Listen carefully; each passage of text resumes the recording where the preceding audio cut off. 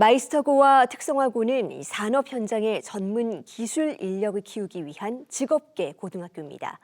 하지만 이 최근 취업률은 5년 만에 최저로 떨어진 반면 이 대학 진학은 계속 늘면서 본래의 역할이 흔들리고 있다는 지적이 나오는데요. 이 빠르게 바뀌는 산업 환경 속에서 직업계고가 어떤 과제를 풀어야 할지 먼저 영상 보고 오겠습니다.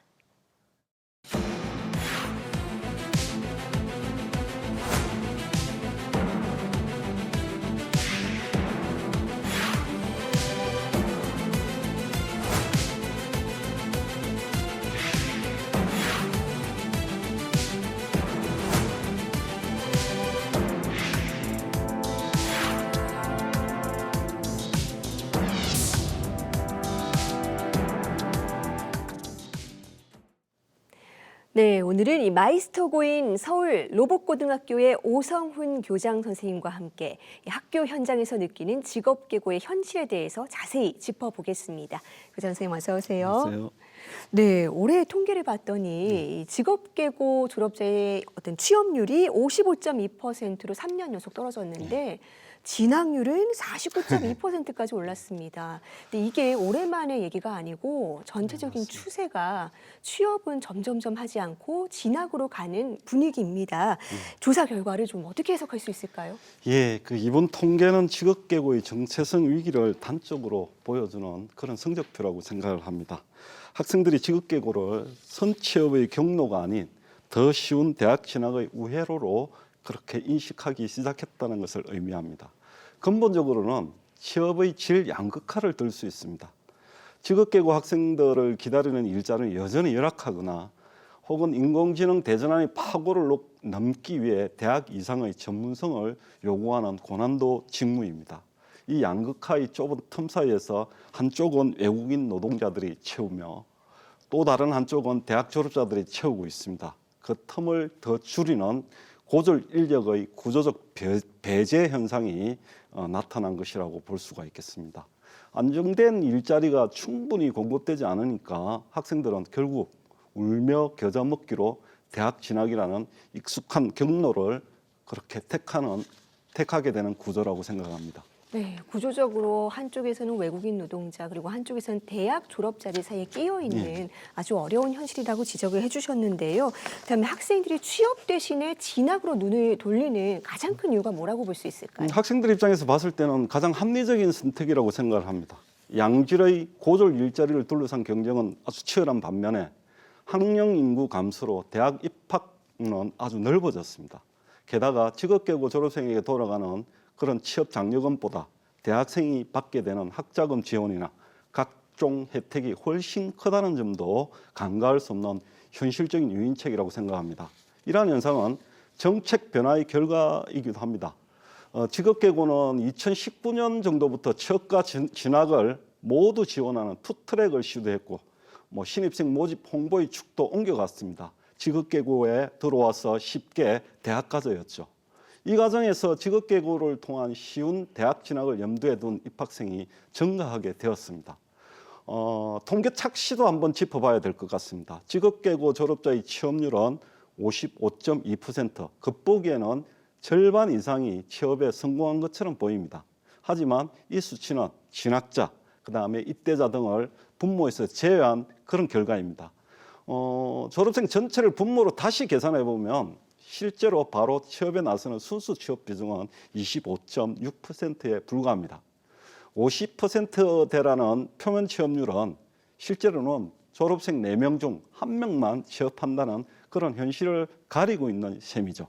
네, 그러니까 이 산업 현장의 어떤 전문 인력을 키우기 위해서 세운 학교인데 사실상 취업을 곧바로 하는 인원은 4명 중에 1명꼴이다라고 분석을 해주셨네요. 자, 학생들이 취업에 어려움을 겪는 데에는 근본적으로 청년 일자리의 부족 문제가 있다. 이런 지적도 있어요. 예, 일자리 부족은 기본인 것 같습니다. 그러나 더 중요한 것은 고졸로도 괜찮을 만큼 양질의 일자리가 적다라는 것이겠죠. 학생들이 대학을 선택하는 것은 단순한 스펙 경쟁을 넘어선 생존의 문제이거든요. 한국 사회에서 대학 졸업장이 여전히 최소한의 사회적 대우를 보장받기 위한 자격처럼 작동하고 있기 때문입니다. 고졸이라는 이유만으로 임금, 처우, 승진에서 불이익을 받는 경험이 누적되면서 대학을 나오지 않으면 인간다운 삶을 기대하기 어렵다는 그런 구조적 압력이 형성된 것입니다. 이 압력을 약화시키려면 출신 학력보다 실제 역량과 실무 능력을 중시하는 기업 문화와 제도가 확산돼야 합니다. 공공부문과 대기업까지 학벌 대신 능력을 전제로 한 채용, 승진 원칙을 분명히 하면 직업계고 졸업생도 기술과 경험을 바탕으로 공정하게 평가받을 수 있어야 합니다. 이는 기술자를 존중하는 고졸의 존엄을 지키는 길이라고 생각합니다. 네, 그런데 같은 직업계고 안에서도 이 마이스터고는 특성화고보다 취업률이 높은 경향이 있습니다. 이유를 뭐라고 볼 수 있을까요? 정책적 정체성의 차이라고 볼 수 있을 것 같습니다. 네. 마이스터고는 출범 단계부터 대학 진학을 최소화하고 선취업을 학교 운영의 전제로 삼고 있습니다. 그래서 정책적 정체성이 취업률로 나타나서 73.1%로 나타났습니다. 실제 졸업생 대비 순수 취업률도 60.9%를 반영하고 있죠. 졸업자 중 상당 비율이 곧바로 취업하는 그런 구조입니다. 반면에 특성화고는 취업과 진학을 모두 지원하는 투트랙 구조를 강화하면서 정체성이 흔들렸습니다. 상당수 학생이 대학 진학을 염두에 두고 특성화고를 택하는 그런 상황이 만들어졌고, 이는 다시 학교 교육과정까지 대학 준비 쪽으로 기울게 만들며 취업 기반을 약화시키는 악순환으로 이어졌습니다. 특성화고의 순수 취업률이 22.7%가 이를 증명한다고 생각합니다. 네, 지금부터라도 어떤 이 설립의 정체성을 바로잡을 필요가 있어 보이는데 지금 빠르게 바뀌고 있는 산업 환경도 변수가 될 것 같습니다. 지금 인공지능, 뭐 로봇, 자동화 이런 것들이 급부상하고 있는데 뭐 위기가 될 수도 있고 기회가 될 수도 있을 것 같고요. 우리 직업계고가 어디로 나가야 될까요? 예, 그 인구 절벽과 산업 구조의 대변환 앞에서 직업계고는 정말로 벼랑 끝에 서 있습니다. 당장 교육부가 575개의 직업계고를 마이스터고 65개, 협약형 특성화고 35개, 합해서 100개로 육성하겠다고 했는데요. 이 수치는 10년 내 직업계고를 100여 개 수준으로 재편할 것 같다는 그런 경고로 들립니다. 이 문제는 실제 학교 내부에서만 해결할 수 없습니다. 국가교육위원회 등에서 중등 직업교육과 전문대학의 고등직업교육관의 역할을 포괄적으로 재정립하는 사회적 대타협이 시급합니다. 교육도 변해야 합니다. 미래사회가 원하는 인재는 문제 해결력을 갖춘 정강지능 시대의 주체적인 학습자라고 생각합니다. 우리 로봇고에서는 문제 해결력을 최우선 역량으로 키우려 합니다. 이를 위해 전공 지식은 기계가 흉내낼 수 없는 다이아몬드처럼 단단하게 가르치고 협력과 상상력의 기반이 되는 일반 지식은 물처럼 유연하게 가르치려고 합니다. 여기에 AI 활용 능력 그리고 능동적인 실행력을 더해 학생들이 미래 대전환의 파도를 타는 혁신가로 성장하도록 지원할 계획입니다. 네, 이번 최근의 통계 조사 결과를 단순한 숫자를 넘어서 어떤 경고 신호로 봐야 될 수도 있을 것 같은데요.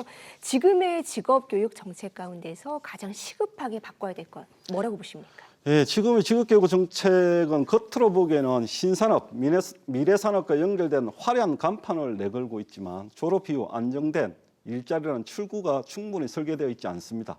신산업 분야 위주의 재구조화는 결국 대학 진학이나 수강학력 취득을 전제로 하는 경로를 확대하고 직업계고 단계에서 종결 교육으로 취업을 준비하는 학생들에게는 오히려 부담이 될 수 있습니다.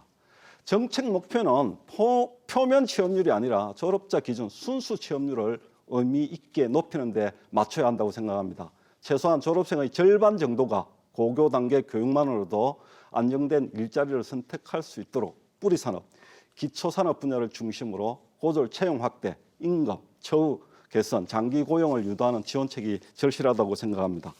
네, 아이들이 이 학력보다 실력으로 인정받고 또 직업계고에서도 탄탄한 미래를 꿈꿀 수 있도록 이 교육과 노동시장 전반의 기준을 다시 세울 필요가 있겠습니다. 교장 선생님, 오늘 말씀은 여기까지 듣겠습니다. 네. 감사합니다. 예, 감사합니다.